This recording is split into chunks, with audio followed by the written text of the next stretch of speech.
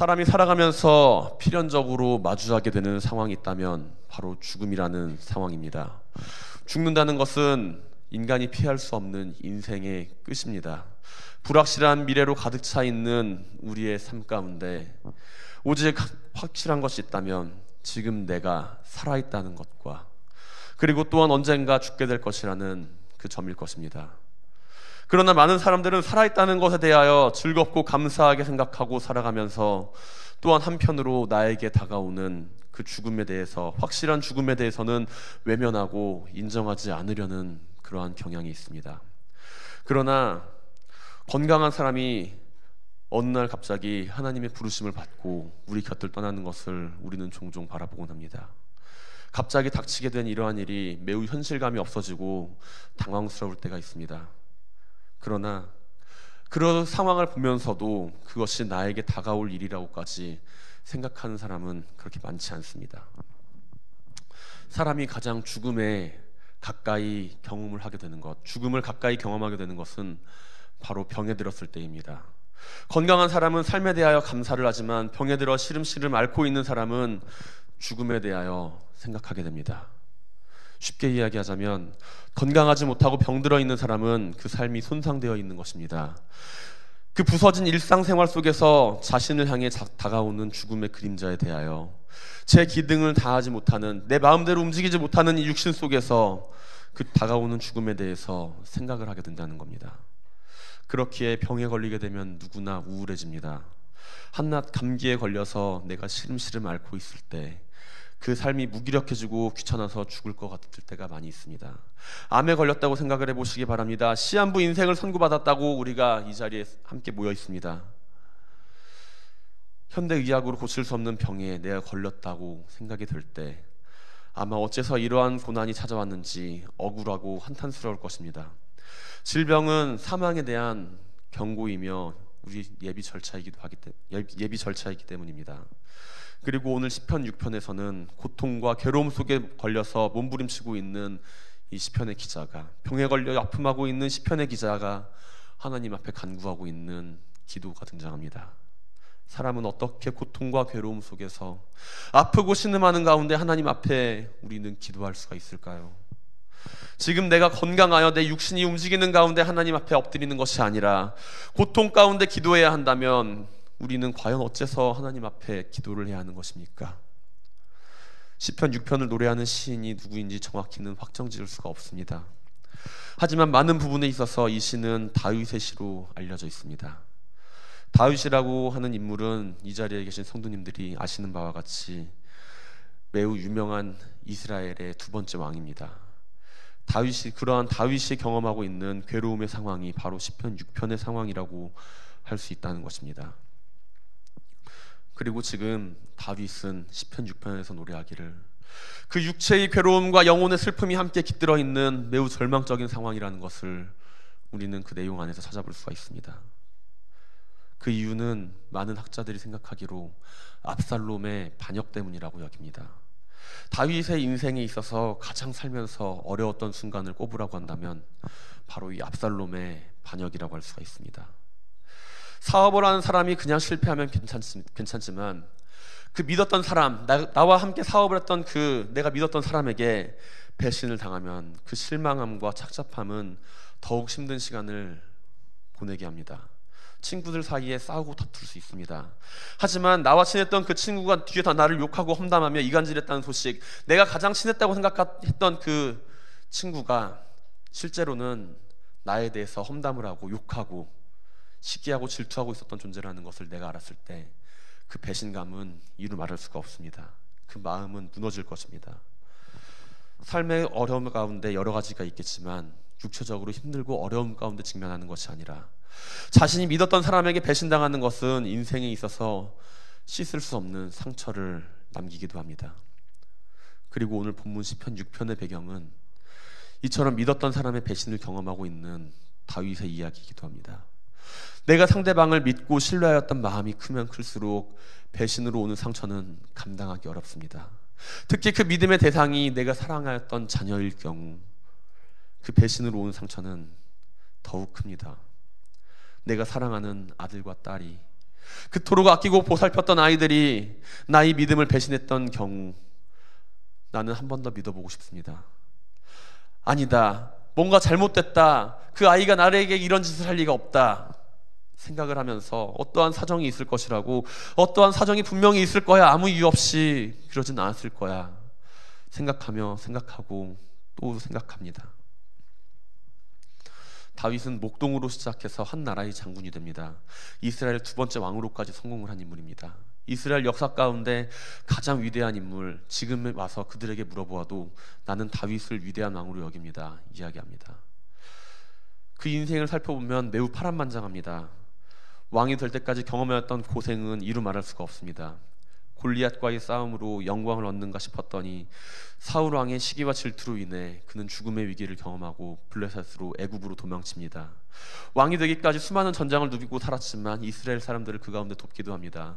인생의 쓴맛 단맛 다 본 다윗이었지만 압살롬의 반역은 그를 육체적으로도 병들게 하고 영적으로도 매우 괴롭고 슬프게 만들 정도로 그의 인생이 있어서 엄청난 시련과 고통이었습니다.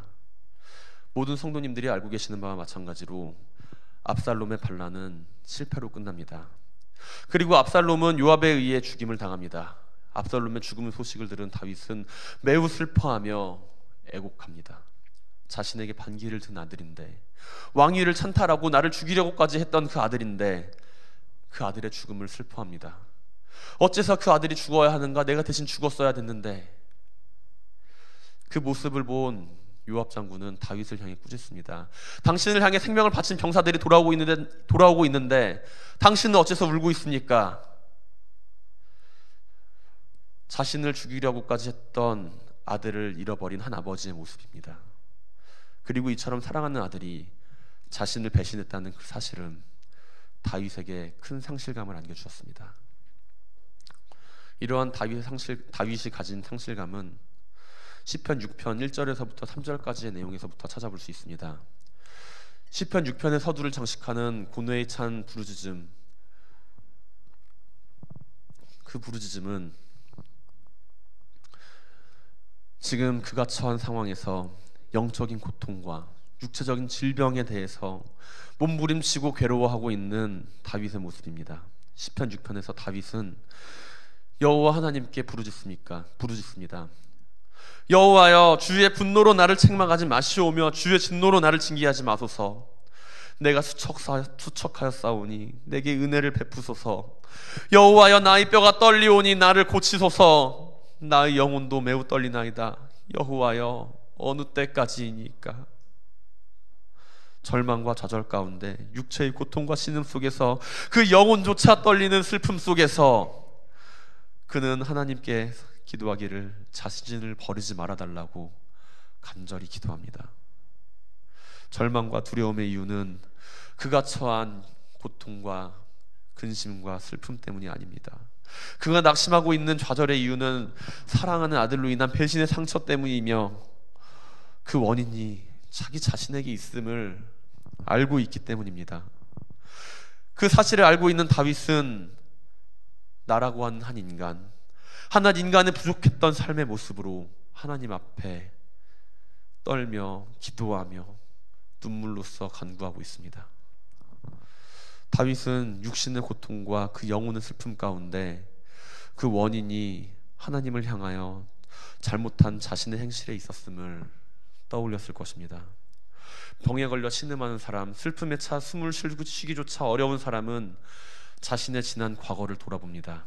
그리고 다윗은 자신의 인생을 뒤돌아보았을 때 수많은 사람에게 칭송을 받으며 위대한 왕, 이스라엘의 위대한 왕, 하나님의 사람으로 여김을 받았지만 그 하나님 앞에서 그 자신의 보잘것없음, 하찮음을 발견합니다. 다윗이 처한 상황, 그것은 그 누구의 잘못으로 인해서 발생한 것도 아니라 그 자신 스스로가 행했던 과거의 선택과 판단이 쌓여 이루어졌던 사실이었기에, 그 사실을 알았기에 그는 스스로가 내 자신을 용서할 수 없고 어떠한 사람도 나를 용서할 수 없다는 사실을 알았기에 오직 여호와 하나님만을 위해 간절히 기도하고 있는 것입니다. 한때 이스라엘 통일 왕국의 왕이었던 다윗은 도망자이신 분이 됩니다. 그리고 아들을 피해 도망치는 가운데 압살롬이 어째서 자신을 죽이려고 하고 반역하였는지 그는 다시 한번 되돌아보게 됩니다. 병든 사람들 가운데 죽음을 눈앞에 두고서 그러야 하듯이 그는 자신의 인생을 뒤돌아보며 압살롬과의 관계에 있어서 과거 자신의 선택에 대하여 후회하고 있었을지도 모릅니다.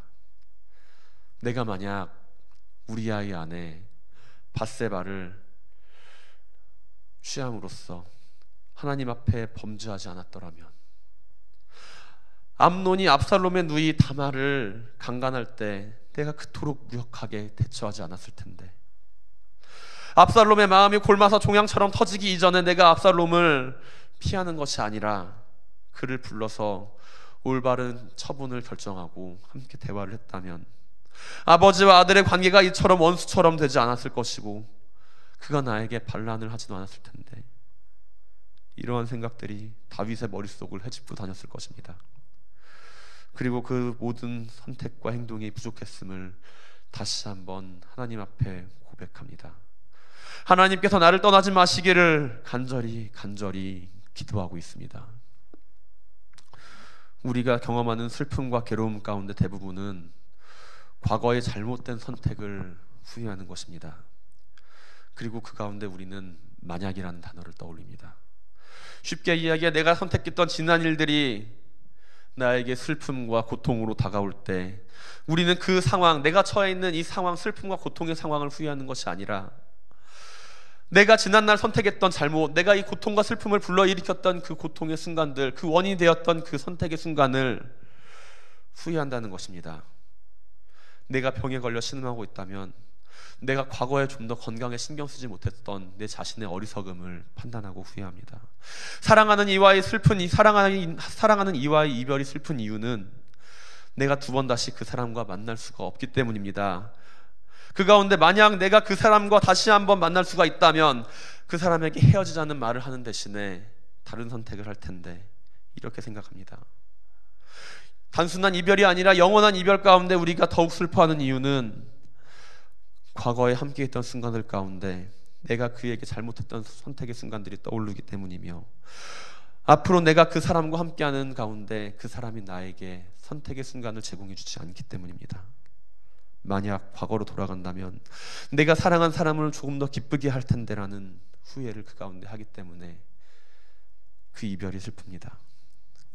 그러나 아픈 사람에게 있어서, 고통받는 사람에게 있어서 그 만약이라는 단어는 위로가 되지 못합니다. 왜냐하면 그 후회라고 하는 것은 현재를 바꿀 수가 없기 때문입니다. 인생에 있어서 자신의 슬픔과 후회를 벗어나기 위해 아무리 몸부림치고 발버둥 쳐봐도 그 선택과 나의 후회는 바뀌지 않습니다. 아무리 몸부림 쳐봐도 내가 처한 현재를 과거로 돌아가 바꿀 수가 없습니다. 내가 처한 이 상황을 바꾼다고 내가 스스로 노력을 합니다. 하지만 잠깐의 평안함을 얻을 수는 있으나 내가 했던 그 선택의 순간이 다시 한번 후회와 절망에 빠질 때가 있습니다. 그래서 우리는 기도하는 가운데 하나님 앞에 서야 하는 것입니다.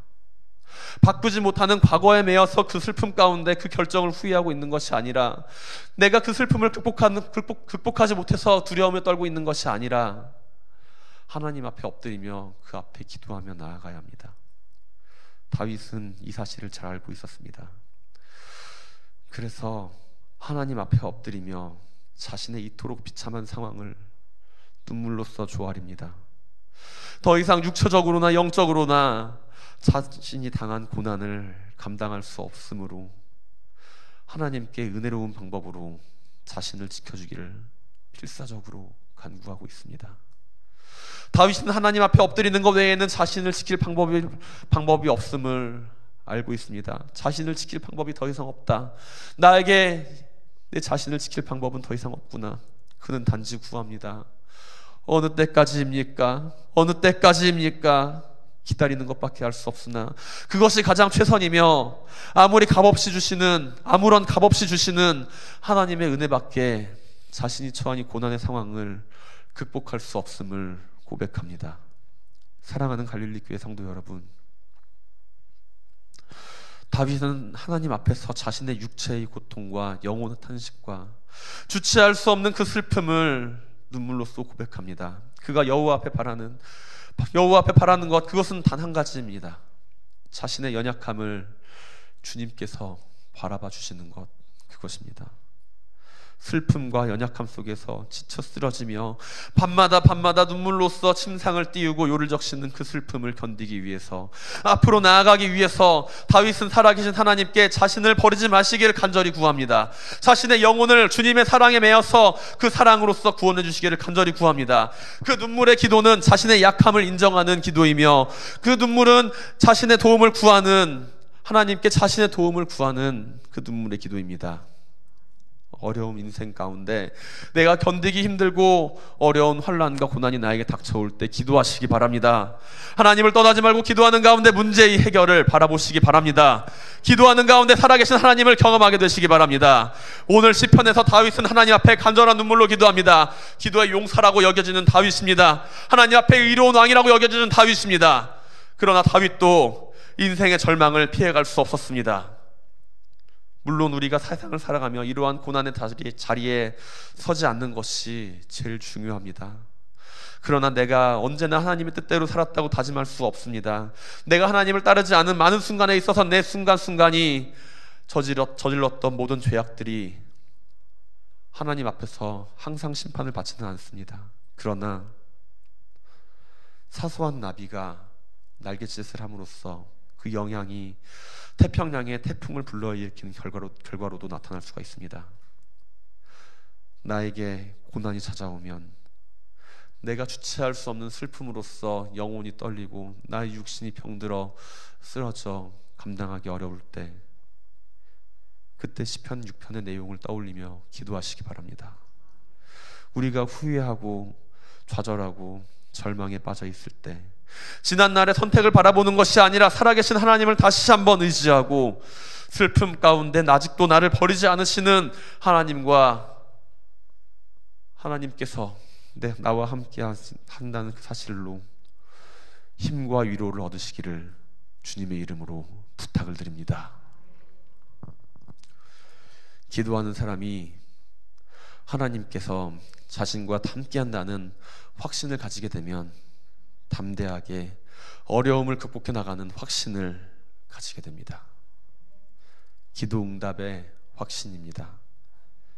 시편 6편 8절 이하에서 시인의 노래는 그 어조와 분위기가 급격하게 변하고 있습니다. 이것은 다윗에게 나타난 심적인 변화를 보여주고 있습니다. 다시 말해 울며 통회하며 기도하는 가운데 다윗은 마침내 믿음과 확신이, 하나님을 향한 그 믿음과 확신이 자신의 고통과 절망을 능가하는 시점에 도달하게 된 것입니다. 다윗은 이제 여호와 하나님께서 지금 보잘것없는 자신과 함께하고 계심을 담대하게 고백합니다. 환난과 고통 속에서 자신을 대적하는 무리들이 여호와께서 함께 하시는 가운데 그 모든 무리들을 물리쳐 주실 것을 믿고 있습니다. 눈물로써 하나님 앞에 나아가며 자신의 슬픔 가운데 여호와 하나님께서 함께 하심으로 말미암아 다윗은 자신의 간절한 기도를 하나님께서 들으셨다고 확신합니다. 슬픔이 가득하고 믿음이 약해졌을 때 다윗은 자신을 괴롭히는 적들로 인해 더욱 괴로웠을 것입니다. 그러나 그의 믿음이 담대함으로 나아가고 기도의 응답에 대한 확신을 가지게 되었을 때 이제 그는 자신 있게 자신의 대적자들을 향해 떠나라고 외칩니다. 부분적으로는 그들이 하는 말, 자신의 대적자들이 하는 말은 맞는 말일 수도 있습니다. 그러나 그것이 하나님께서 나를 용서하시고 나와 함께하고 있다는 그 확신을 뒤집을 수는 없습니다. 그렇게 다윗은 자신의 기도에 대한 확신을 가지고 하나님 앞에 나아갑니다. 다윗은 오늘 본문 9절에서 여호와께서 내 간구를 들으셨으며 여호와께서 내 기도를 받으시리로다, 이렇게 확신하고 있습니다. 이 확신은 다윗이 가진 과거의 경험의 근거에서 나오는 확신입니다. 알 수 없는 미래에 대한 신뢰의 모습과 확신의 모습입니다. 다윗은 이미 수없이 많은 상황 가운데 하나님의 도우심을 경험했습니다. 비록 그가 지금은 인생의 끝자락에 서 있으며 그 몸과 영혼이 전부 쇠약해지고 고통 가운데 울며 몸부림친다 하더라도 그가 하나님을 만났던 그 경험은, 그 옛날부터 하나님께서 나를 지키시고 돌보아 주셨던 그 경험은 사라지지 않습니다. 과거 나를 도와주신 하나님, 함께 하신 하나님, 인도해 주신 하나님께서 이 연약한 자의 울음과 간절한 기도의 간구를 들으셨다고 확신합니다. 그렇게 다윗은 슬픔 가운데 하나님의 치료와 회복하심을 기도하고 있습니다. 이것은 분명 다가오지 않은 미래의 일이지만 다윗은 기도하는 가운데 자신을 돌보시는 하나님에 대한 확신을 다시 한번 가지게 되었고, 그 믿음은 육체적인 상태의 변화가 나타내는 그 어떠한 변화보다 그의 심령의 변화를 불러일으켰습니다. 사랑하는 갈릴리 교회 성도 여러분, 기도하는 가운데 확신을 가지시기 바랍니다.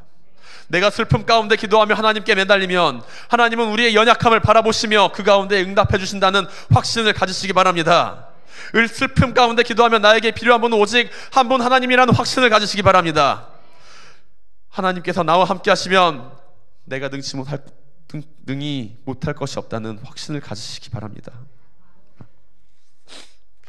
그 확신은 알 수 없는 미래, 아무것도 없는 미래를 바라보며 가지는 망상 속이나 환상 속에서 내가 막연하게 생각하는 확신이 아닙니다. 나의 기도를 들어주셨던 하나님께서 다시 한번 나와 함께 하심을 아는 그 과거의 경험으로부터 가지는 확신입니다. 우리는 병들고 사망의 올무에 걸리게 될 때 하나님을 믿고 천국을 바라보며 나아갈 것이라는 그러한 생각을 가지고 있습니다. 그러나 세상 모든 일들이 그렇듯이 말로는 쉽지만 실제로 그 고난이 나에게 다가온다면 하나님 앞에서 기도할 수 있는 사람은 많지 않음을 봅니다. 우리는 다윗이 얼마나 큰 슬픔을 안고서 하나님 앞에 무릎을 꿇었는지 역시 알 수 없습니다. 단지 간접적으로 우리는 상상해 볼 뿐입니다. 내 앞에 앉아있는 사랑하는 나의 믿음의 동역자들이, 믿음의 성도들이 얼마나 큰 아픔을 견디고 살아가는지 나는 알 수 없습니다.